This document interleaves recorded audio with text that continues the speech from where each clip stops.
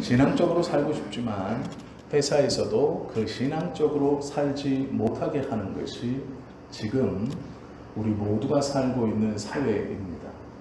죄를 권하는 사회. 그리고 그렇게 하지 않으면 도태되어 버리고 따가 되어질 것만 같은 사회. 적당히 속이지 않으면 살아남을 수 없는 사회. 그것이 지금 우리가 살아가고 있는 사회입니다. 너무도 빠른 인터넷을 통해서 너무 많은 정보를 얻고 있는 유익이 있지만 반대로 또 너무 쉽게 좋지 않은 것에 접근할 수 있는 위험성도 안고 살아가고 있습니다.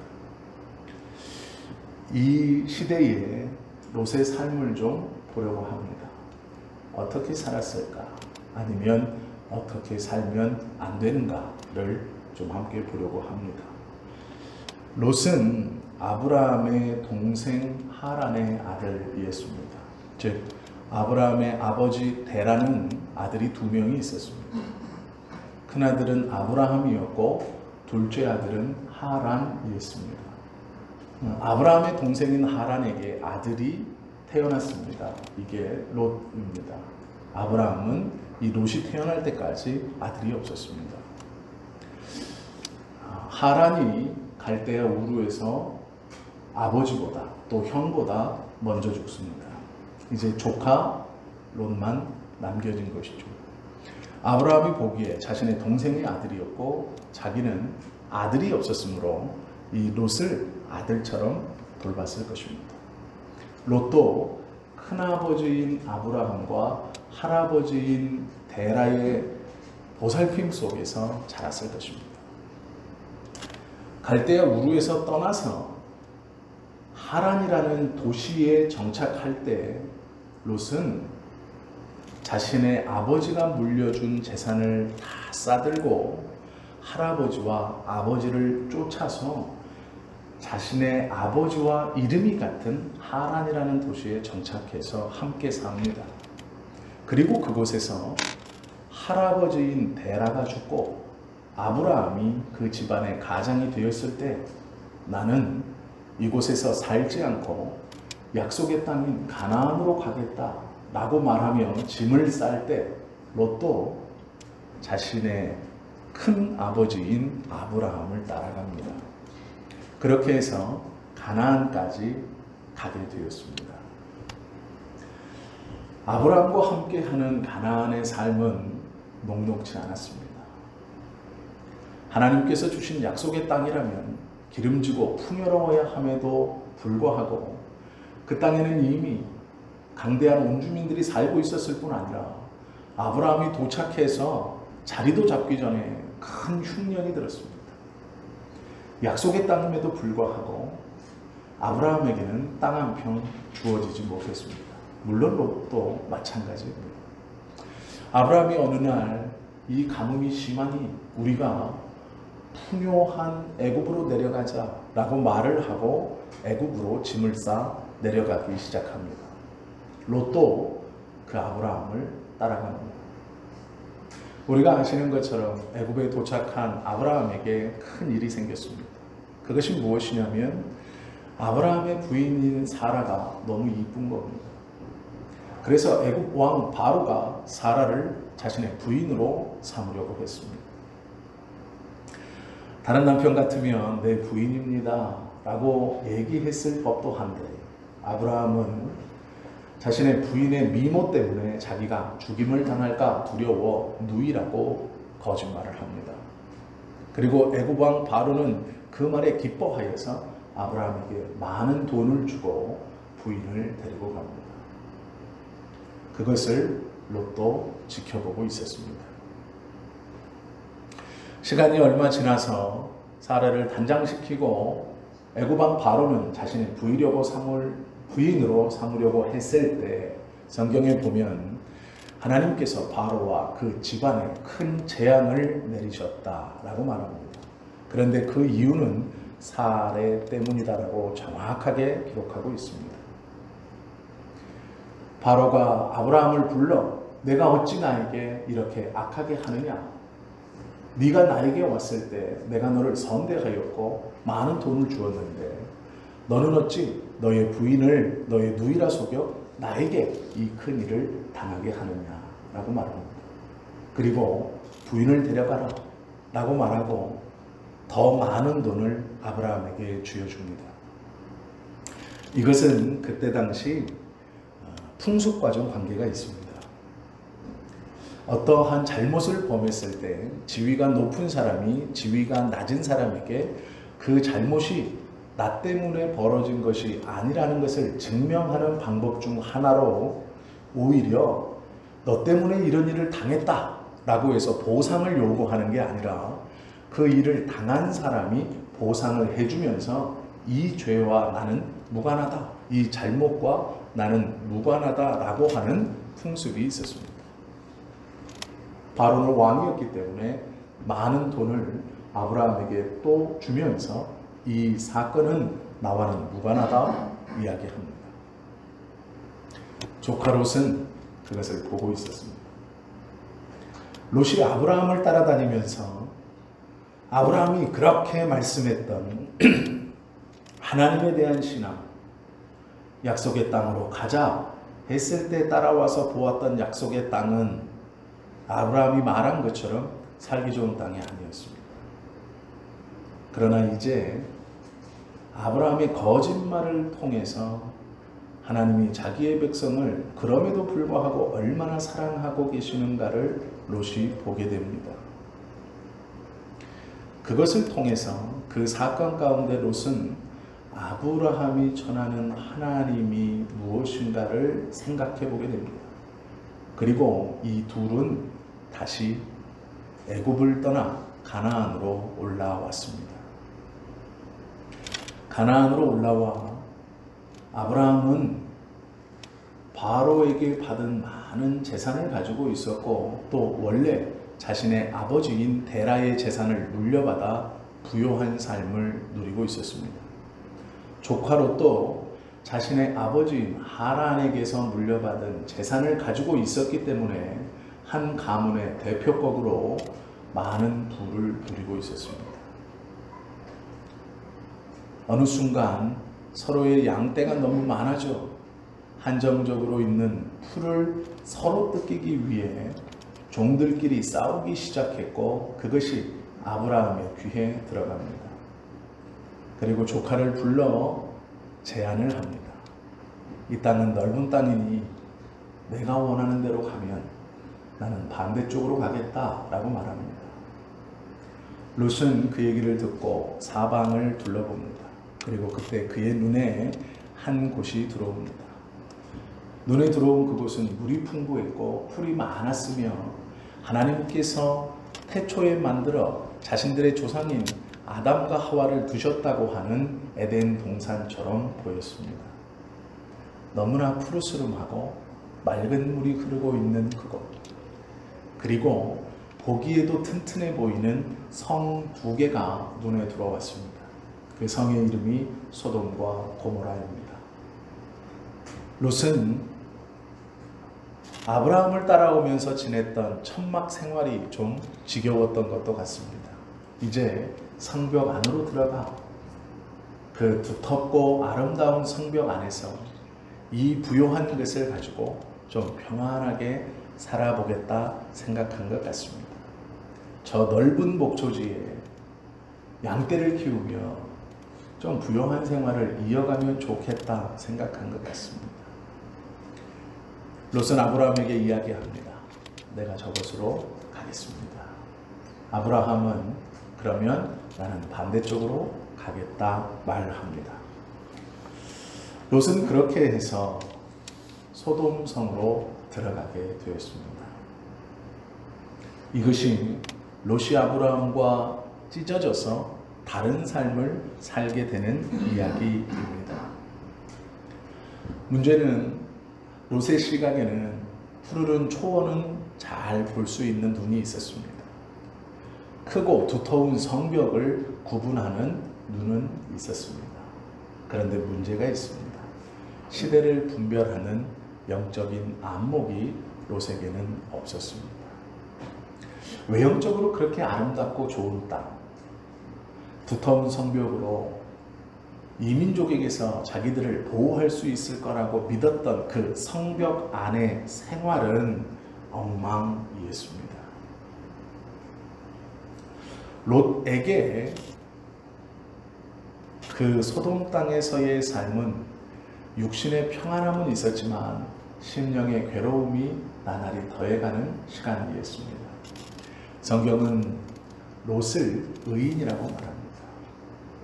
그의 의로운 심령이 날마다 상했다라고 말합니다.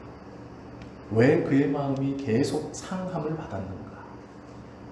소돔과 고모라 사람들의 삶의 행태를 바라보면서 이 롯은 계속해서 아픔과 상처를 받았습니다. 보기 좋아서 선택한 땅, 양들도 잘 자랄 수 있을 것 같고 튼튼한 성벽이 자신을 지켜줄 수 있을 거라 굳게 믿어서 어린 시절부터 자기를 아들처럼 키워온 삼촌인 아브라함을 떠나서 선택한 이 땅, 자신의 재산을 잘 지켜줄 것 같았던 이 땅, 자신의 두 딸을 잘 시집 보내고 좋은 사위들을 맞이할 수 있을 거라고 믿으며 선택했던 그 땅, 그곳에서 롯은 매일매일 심령의 간팍함을 경험하게 됩니다. 롯이 하는 일이 있었습니다. 롯은 소돔성 안에 거했지만 그 성 안에 있는 사람이 아니었고 날마다 성문 밖에 앉아 있었습니다. 그리고 그곳에서 나그네를 기다렸습니다. 소돔성 안으로 들어가는 나그네들을 불러들여 자신의 집으로 초청했고 그들이 자신의 집에서 하루를 묵은 후 아무런 문제 없이 이 소돔성을 그 다음날 아침 해가 뜰 때 빠져나갈 수 있도록 하는 것이 이 롯이 나름대로 하는 최대한의 의로운 방법이었습니다. 성경은 어느 때와 마찬가지로 롯이 성문 밖에서 나그네를 기다리고 있었다 말합니다. 그리고 두 사람이 걸어오는 것을 보았습니다. 소돔성에서 한 번도 본 적이 없는 남자 두 명이 걸어옵니다. 롯은 그들에게 다가가서 자신의 집에 유하시라고, 우리 집에 묵고 가시라고 권합니다. 가만히 생각해 보십시오. 어떠한 성에 들어가기도 전에 성 밖에서 한 사람을 만났는데 그 사람이 자신의 집을 내어줄 것이니 자신의 집에 들어와 쉬고 먹고 마시라고 하면 얼마나 고마운 일입니까? 그러나 이 남성 두 명은 그것을 거절합니다. 아닙니다. 제안은 고맙지만 우리는 이 소돔성 길거리에서 하루를 지낼 생각입니다. 즉 우리는 당신의 집에 들어가지 않고 노숙을 할 겁니다 라고 이야기하는 것이죠. 롯은 간청합니다. 아니요, 들어오십시오 라고 자신의 집으로 억지로 데려가죠.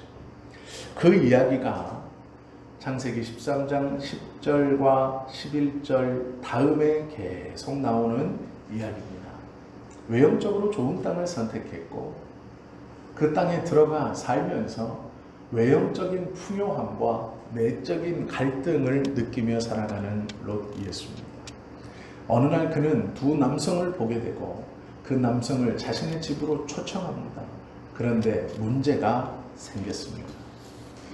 롯의 집 안으로 들어갔던 두 남성을 본 그 소돔성의 남자들이 노인과 어린아이들을 막론하고 그 인근의 사람들이 모두 모여들어 롯의 집 앞에 진을 치고 롯의 이름을 부르는 것입니다. 성경은 이 상황을 자세하게 묘사하고 있습니다. 그들이 소리를 질러 문 앞에서 롯을 부르자 롯이 자신의 집의 문을 자신의 등 뒤에 두고 닫아 걸고 그들과 대화합니다. 무엇 때문이냐? 그때에 그들이 말하죠.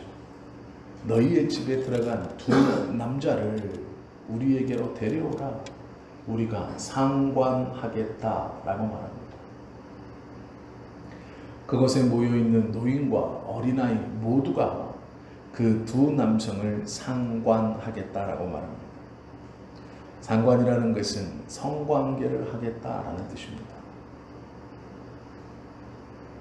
소돔성에 두 남성이 들어왔습니다. 그것이 소문이 났습니다. 그러자 너나 할 것 없이 그 남성들에게로 몰려듭니다. 이유는 성적인 관계를 하겠다라는 것이었습니다. 소돔성이 얼마나 타락한 도시인가를 알 수 있는 대목입니다. 롯이 그 이야기를 듣고 이야기합니다.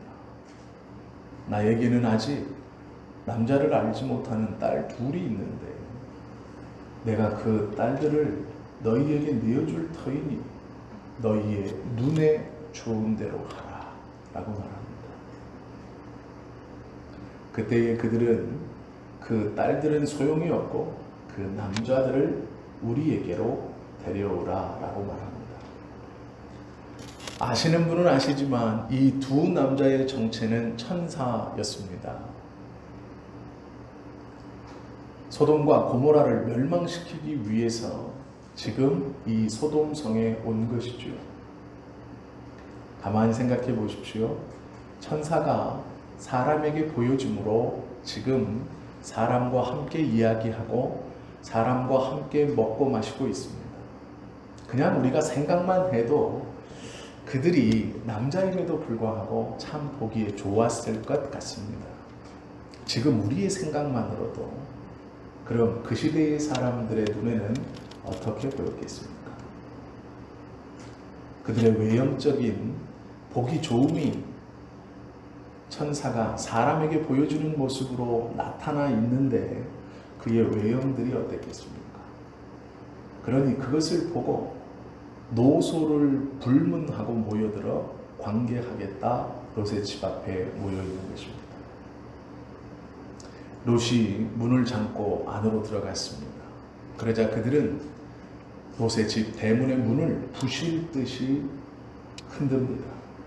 그때 천사 중 하나가 그들의 눈을 멀게 했고 그들은 롯의 집 문 입구를 찾으려고 더듬더듬 거리다 해산했습니다. 소돔성의 타락이 얼마나 중하고 그들의 관념과 생각이 얼마나 하나님 보시기에 악한지를 알 수 있는 대목입니다. 그곳에 살았습니다. 정확히 말하면 그곳을 선택했습니다. 우리가 삶을 살아가면서 선택하는 많은 것 중에 대부분은 눈에 보기에 좋은 것일 것입니다. 내 눈에 보기 좋은 것, 나를 지켜줄 것만 같은 튼튼한 성벽, 저 안으로 들어가기만 하면 아무런 걱정이 없을 것 같은 것, 내가 지금 가지고 있는 것을 든든히 지켜주고도 남을 것 같은 저것, 내 재산을 충분히 불려줄 수 있을 것 같은 것, 우리도 많은 부분 그러한 곳에 들어가고 선택되어지기를 원합니다. 가만히 보십시오. 그 안에서의 삶이 어떠한가? 롯은 영적인 안목이 없었습니다. 눈에 보은 대로 선택했고 그곳에 들어가 살며 계속해서 괴로워합니다. 그곳이 얼마나 타락한 곳인가? 낯선 남자를 보고 상관하여야 하겠다라고 몰려드는 곳입니다. 그곳을 겉모습만 보고 아무렇지도 않게 아무런 두려움과 고민 없이 선택했습니다. 오늘도 만약에 우리가 이 롯과 같은 제안을 받았다면 어떤 것을 선택하실까 가만히 생각해 보십시오. 지금도 똑같습니다. 윈윈 해야지, 너 좋고 나 좋은 것 아니겠냐 라고 말하지만 대부분 그 안에는 상대방을 밟아 누르고 이겨야 하는 성공주의가 깔려 있습니다. 내가 눌리면 당하면 절대 안 되고 다른 이를 눌러야 합니다. 그래야 먹고 살 수 있습니다. 올라갈 수 있습니다. 출세할 수 있습니다. 내 것을 지킬 수 있을 것 같습니다. 놀랍게도 형제들 사이에도 그러한 다툼이 일어납니다. 내 것을 지키고 빼앗기지 않기 위해 그렇습니다. 세상은 장기적인 안목의 투자보다 투기를 더 좋은 것이다 라고 가르치고 있습니다.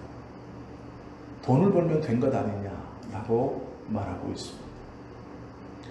물이 넉넉한 소돔과 고모라를 선택함은 잘못된 것이 아닌 것처럼 보이나 그 안에 어떠한 삶으로 살아가는 사람들이 있는가를 잘 보아야 하는 것입니다. 광야는 비록 퍽퍽하지만 신앙의 원칙을 고수하며 살아갈 수 있는 곳입니다. 롯은 잘못된 선택을 했습니다. 그리고 또 하나의 문제가 있었습니다. 그는 의로운 심령을 가졌지만 영향력이 없는 삶을 살았습니다. 그는 소돔 사람들의, 고모라 사람들의 삶을 안타까워하고 마음을 아파했습니다. 그것에 상처를 받았습니다. 우리가 불의함을 보면 마음이 힘이 듭니다. 저렇게 하면 안 되는데, 맞습니다. 그렇게 하면 안 됩니다. 저것은 불합리한 것인데, 맞습니다. 그것은 불합리한 것입니다.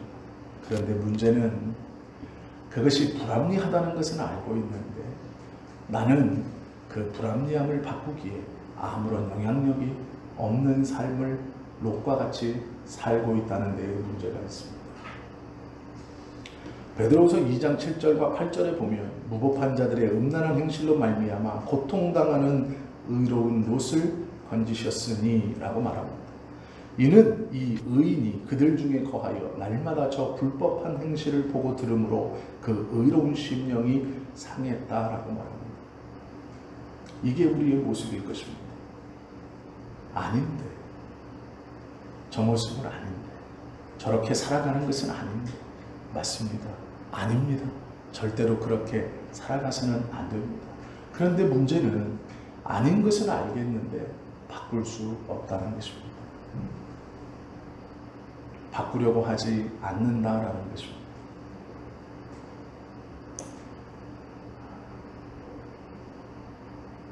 롯에게 천사들이 대답합니다. 우리는 사실 하나님께서 보낸 천사들이고 이 악독한 소돔과 고모라 성을 멸망시키기 위해서 왔다. 너와 관계된 사람들이 지금 집안에 있는 너의 아내와 두 딸 외에는 없느냐? 혹여 다른 사람이 또 있다면 이 성이 곧 멸망할 것이니 그들에게도 이 성이 멸망할 것이다 라고 전해라. 그리고 이 악한 사람들과 함께 멸망함을 면하라 라고 천사들이 친절하게 알려줍니다. 롯은 생각했습니다. 내 아내 그리고 두 딸, 나와 관계된 사람이 누가 있을까? 그때 생각난 것이 자신의 두 딸과 결혼하기로 되어 있었던 사위들입니다. 그들은 소돔 사람이었습니다. 자신의 두 딸과 이제 얼마 안 있으면 결혼을 할 것입니다. 그 사위들을 찾아갔습니다. 그리고 말합니다. 하나님께서 천사들을 보내어 이 성을 멸하실 것인데 너희들은 나와 함께 도망을 가자. 생각해 보십시오. 아직 결혼하지 않았습니다. 이제 곧 결혼을 할 겁니다. 예비 장인어른이 와서 사위 이러이러한 일이 있네, 이렇게 해야 될 것 같네, 그러면 거절할 수 있는 사위가 몇이나 되겠습니까? 말을 좀 듣지 않을까요? 지금도 듣지 않겠습니까? 웬만하면 듣지 않겠습니까? 전 들을 것 같습니다. 장인어른이 와서 사위라고 얘기하면 예 할 것 같습니다. 그런데 이 롯의 사위들은 농담으로 여깁니다. 그리고 콧방귀도 뀌지 않습니다. 롯의 권위가 어느 정도로 없었는가? 롯의 위치가 어느 정도의 위치인가를 우리가 알 수 있죠. 의로운 사람이었지만, 나쁘다는 것을 알고는 있었지만 그의 영향력은 아무것도 없었습니다. 그것이 롯의 두 번째 문제입니다. 영적인 분별력이 없어 눈에 좋은 것을 선택하고 그 안에서 살아감이 첫 번째요. 괴로운 심령을 가지고 떠나지 못하고 사는 것이 첫 번째라면 롯의 두 번째 문제는 아무런 영향력이 없었다는 것입니다. 그는 영향력을 발휘할 만한 사람이었습니다. 비록 그는 이방인이었지만 많은 재산을 가지고 있었습니다. 그리고 의로운 심령을 가지고 있었습니다. 할 수만 있었다면 그 소돔성 안에서 충분히 선한 영향력을 끼치며 살 수 있는 환경적 요건이 되었습니다. 그러나 그는 혼자 괴로워했고 아무런 영향력을 발휘하지 않았습니다. 왜 그렇겠습니까? 자신이 가지고 있는 것이 아까웠기 때문입니다. 영향력을 발휘하기 위해서는 남을 대접해야 하고 자신의 것을 풀어 다른 이를 섬겨야 합니다. 롯은 그러지 못했습니다. 불어가는 재산이 좋았고 내가 잘 먹고 잘 살고 나만 피해가 입지 않으면 된다는 생각에 매일 성 밖에 나아가 나그네를 기다리긴 했지만 그가 그 소돔성 안에서 자신의 재산을 가지고 많은 이들을 대접하며 자신이 하나님을 믿고 있다는 것을 보이지 않았습니다. 그러기에 그는 그렇게 좋아했던 재산 하나도 건지지 못하고 맨몸으로 성 밖으로 도망을 치게 됩니다.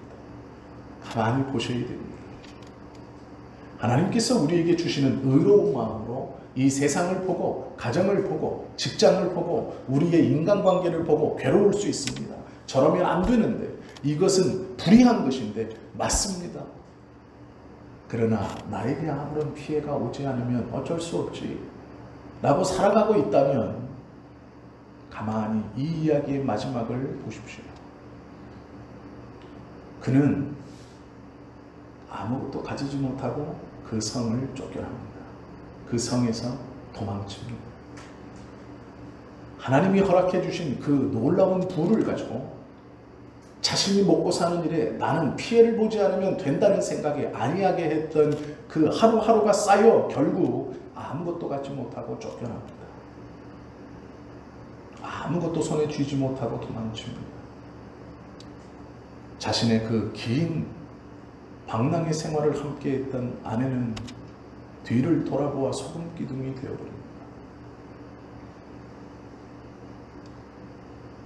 영향력 없는 삶은, 아니 반대로 영향력 있는 삶은 어떻게 살아가죠? 너무 간단합니다. 밥 한 끼 대접하십시오. 내 호주머니에서 돈을 꺼내 그에게 밥 한 끼를 대접하십시오. 한 끼로 안 된다면 2번, 3번 그에게 밥을 사십시오. 작은 것 하나를 선물하십시오. 내 호주머니를 열어 그를 대접하십시오. 그러면 영향력이 생깁니다.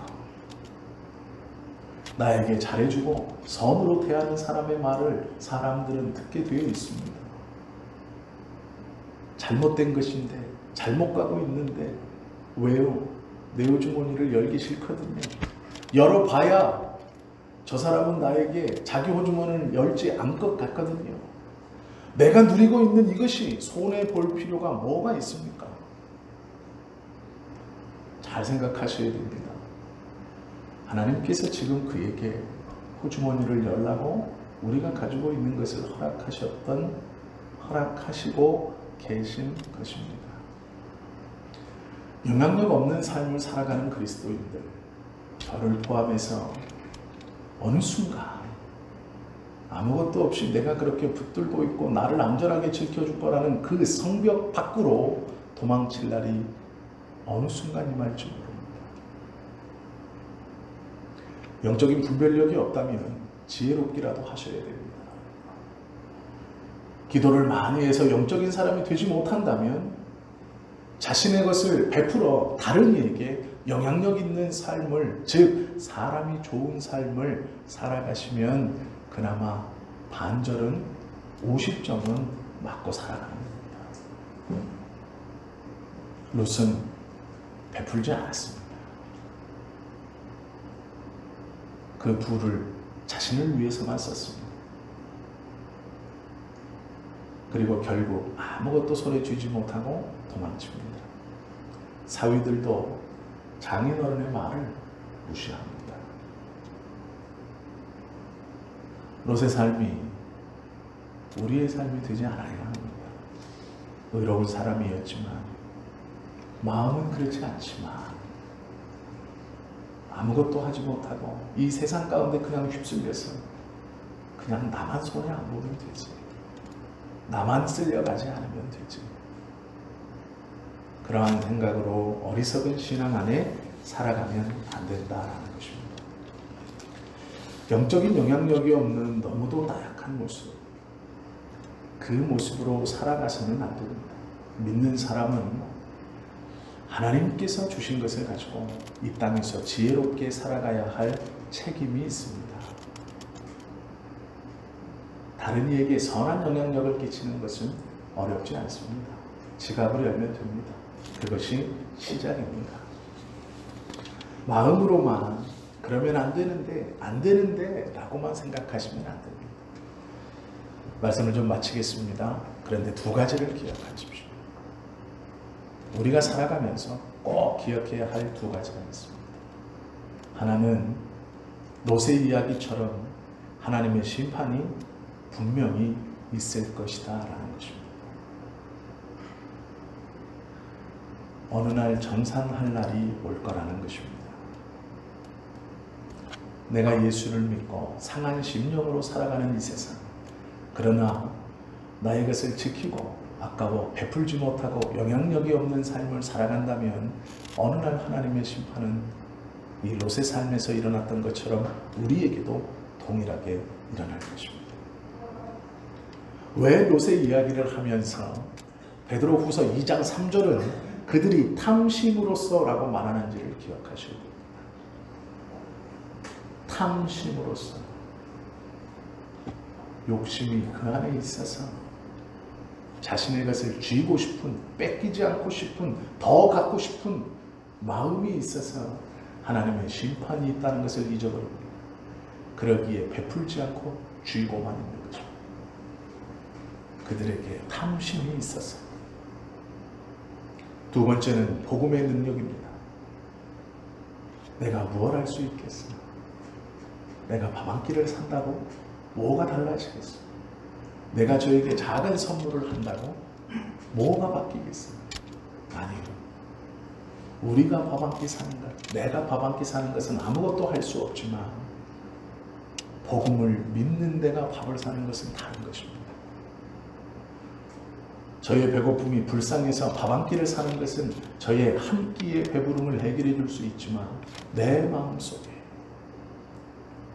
예수 그리스도의 마음으로 그에게 한 끼 식사를 대접하면 충분히 그를 변화시킬 수 있는 것입니다. 그것이 복음의 능력입니다. 그것이 예수 믿는 사람들이 끝까지 붙들고 가야 하는 세상의 변화와 영향력 있는 삶의 출발입니다. 내가 내 의지로 대접하는 것이 아니라 예수님의 말씀에 순종하여서 그를 대접합니다. 그것은 내 능력의 변화가 아닌 복음의 능력으로 변화시키는 일입니다. 우리는 도구일 뿐입니다. 내가 무엇을 하여 그를 변화시키지 못합니다. 그럴 것 같으면 우리의 자녀들 중 잘못된 자녀는 아무도 없었을 것입니다. 부모로서 자녀를 위해 모두 다 열심히 가르치시려고 했고 교육하려고 하지 않으셨습니까? 우리는 도구입니다. 예수 그리스도께서 우리에게 가르쳐 주신, 성령께서 우리로 깨닫게 해주신 그 하나님의 사랑의 결정인 복음이 우리 안에 있으므로 그 복음이 원하는 대로의 대접에 우리는 도구로 쓰임받는 것이죠. 꼭 기억하십시오. 하나님의 심판이 분명히 있습니다. 그리고 복음의 능력을 믿으십시오. 그 복음의 능력 안에 우리가 선한 도구로 쓰임을 받을 때 세상은 우리의 그 작은 섬김으로 변화될 것입니다. 우리가 아닌 복음의 능력 때문입니다. 말씀이 전해질 때 나타날 이 복음의 능력을 믿으십시오. 내가 권면한다고 듣겠어? 아니요. 사람의 권면은 듣지 않습니다. 그러나 하나님의 말씀의 권면은 그의 심령을 움직입니다. 내가 하려고 하니 안 되는 것입니다. 내가 전하면 짜증만 내. 내가 전하기 때문이죠. 하나님의 말씀을 깊이 묵상하시고 그 말씀이 나에게 능력으로 다가온 그 순간 복음의 능력을 우리가 먼저 붙들켜 안고 그 복음의 은혜 아래서 동일한 대접과 대화를 나눌 때에 사람이 변한다는 것을 경험하실 수 있을 것입니다. 롯은 의로운 사람이었지만 어리석은 삶을 살았습니다. 우리도 예수 믿는 사람입니다. 성경에서 말씀하시는 의롭게 된 사람들입니다. 그런데 문제는 우리도 어리석게 살아가는 사람이 있다는 데 문제입니다. 오늘 말씀을 좀 기억하십시오. 죄를 권하는 세대, 악을 행하는 것을 허물이라 말하지 않는 세대, 그것이 당연하다라고 말하는 세대에서 우리는 좀 달라져야 합니다. 예수 믿는다는 것, 그것 하나 붙들고 있는 것으로는 부족합니다. 삶의 영향력을 끼치며 살아가셔야 됩니다. 기도하시고 하나님께서 내 안에 계시니 내가 밥 한 끼를 대접하는 이 영혼이 주님의 은혜로 변화될 줄 믿습니다 라는 믿음으로 우리의 지갑을 여셔야 됩니다. 지금은 다 어려운 때입니다. 물론 쉽지 않을 것입니다. 그러나 하나님께서 우리에게 다른 이에게 밥 한 끼 대접할 경제적 여유는 허락해 주셨을 것이라 생각합니다. 그것을 좀 실천하시고 우리의 삶이 우리 주변의 사람들에게 예수 믿는 자로 선한 영향력을 끼치며 살아가는 지금 이 시대를 그렇게 하나님의 뜻에 순종하며 살아가는, 그리하여 하나님의 심판 앞에서 잘했다 칭찬 듣는 우리 모두가 되실 수 있기를 예수님의 이름으로 축원합니다. 기도하시겠습니다.